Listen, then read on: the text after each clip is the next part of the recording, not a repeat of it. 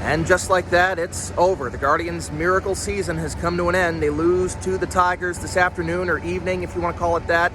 6-3 in Game 3 of the AL Wildcard Series at Progressive Field. The Tigers move on to the ALDS, and the Guardians are going home for the offseason. It's a bitter pill to swallow. Stephen Vogt said it stings. It stings anytime when you lose in the playoffs, but when you lose to this team, who you had just beaten out to win the division in dramatic fashion, yeah, that's definitely going to hurt.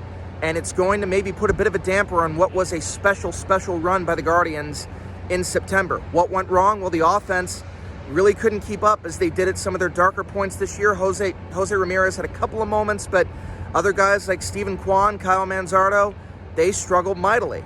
Also, the bullpen just seemed like they were gassed. You got solid efforts early from Slade Ciccone, Joey Cantillo, Tim Herron had a nice little spurt in there, but then Eric Zabrowski, Hunter Gaddis came in the 7th. They combined to allow 4 runs.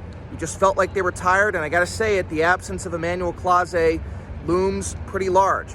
A lot of questions now going into the offseason. What will they do to address this team's needs, especially in the lineup? It just felt like even when they were at their best, this lineup couldn't really compete with the best teams in the American League. And as Stephen Vogt said, they've got work to do. They want more.